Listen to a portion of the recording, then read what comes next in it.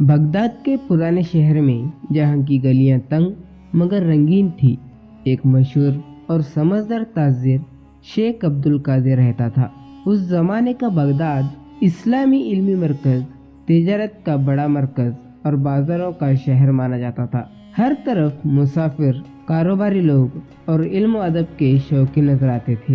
ताजिर अपनी दुकान पर बैठकर माल बेचने और खरीदने में मशरूफ रहते, जबकि कहीं कहीं दस्तकार अपने हुनर का करिश्मा दिखाते।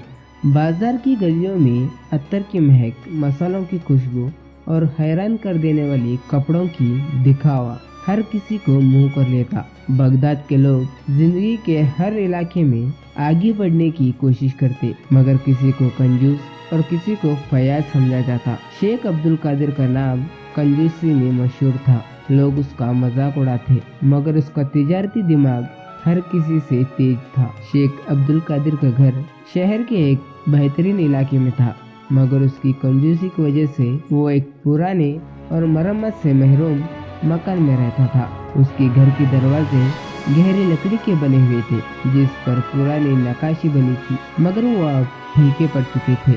दीवार पर कहीं कहीं पुराने निशान और छाड़ से लटकी हुई चिराग इस बात का सबूत देती थी कि घर एक दौलतमंद शख्स का जरूर है, मगर इस पर एक पैसा भी ज्यादा नहीं लगाया गया। घर के अंदर एक बड़ा शिहान था, जिसमें सिर्फ एक छोटी सी कुर्सी थी, जिसमें शेख अब्दुल कादिर अक्सर बैठा करता था। अंदर एक बड़ा खजाना भी था, जिसमें सोना चांदी और जरूरी असबाब का ढेर था, मगर उसका दरवाजा हमेशा बंद रहता था। उसकी कंजूसी का ये आलम था कि रोशनी बचाने के लिए वो सिर्फ एक चिराग लगाया करता था, और गर्मियों में भी हवा के लिए बड़े पंखे की जगह हाथ का पंखा इस्तेमाल करता। मगर उसकी कंजूसी सिर्फ मामूली नहीं थी, उसके पीछे एक गहरी वजह थी। उसने अपनी जिंदगी में बहुत मुश्किलें देखी थी। उसका मानना था कि असल दौलत पैसा नहीं बल्कि अकल है, और जो पैसा बिना सोचे समझे खर्च करता है वो एक दिन जरूर मुफलिस हो जाएगा। उसके 4 बेटे मुख्तलिफ मिजाज के थे। सुलेमान सबसे बड़ा और आलसी था। उसकी ख्यालों में सिर्फ आराम था। वो मेहनत से घबराता था।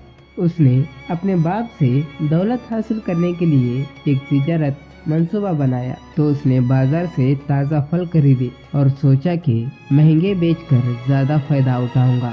मगर उसकी सुस्ती की वजह से ये फल एक हफ्ते तक बेच नहीं सका, और जब बेचने गया तो सब सड़े हुए थे। लोग उस पर हंसते रहे और उसका तमाम माल नुकसान में चला गया। रफीक एक बेकार सपने देखने वाला था। वो हमेशा बड़े बड़े अरमान देखता था, मगर किसी एक पर भी वो अमल नहीं करता था। उसने सोचा कि वो एक नए तरह की इत्र तैयार करेगा जो हर किसी को पसंद आए, मगर बिना किसी तजुर्बा या इल्म के उसने अजीम मिकदार में महंगे मसाले खरीद लिया। फिर बिना सोचे समझे उसने इत्र को बिना किसी बेहतरीन तरीके के मिलाया, और नतीजा ये निकला कि उसकी दुकान से अजीब सी बदबू आने लगी और लोग दूर से भागने लगे, और उसका पूरा तिजारती तजुर्बा तबाह हो गया। करीम वो था जो हमेशा इख्तिसारुन ढूंढने की कोशिश करता। उसका यकीन था कि बिना मेहनत के जल्दी अमीर बना जा सकता है। उसने सोचा कि वो अपने पैसे जुए में लगाएगा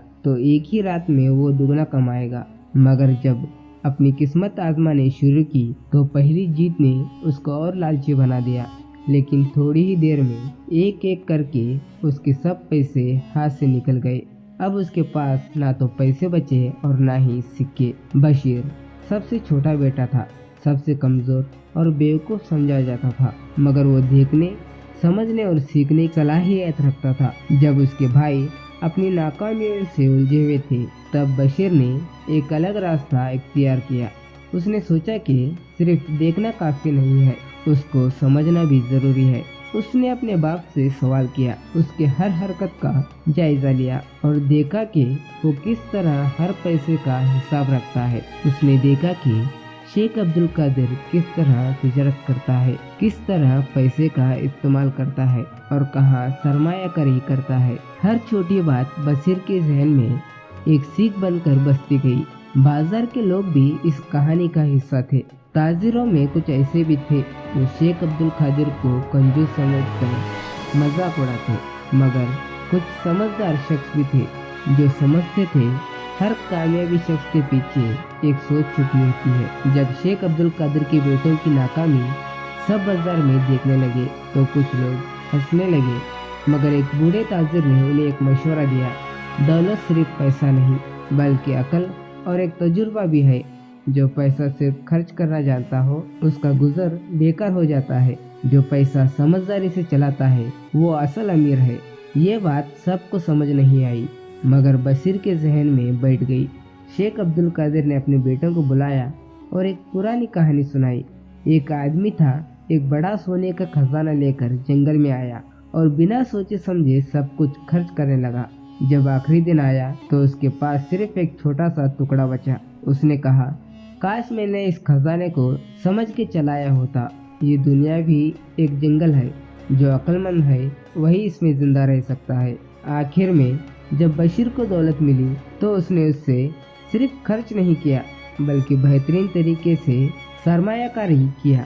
उसने तिजारत में बेहतरीन लाया और गरीबों की मदद की और अपनी नई सोच से बगदाद के बाज़ारों को नई तरीक़ों से तरक्की दी।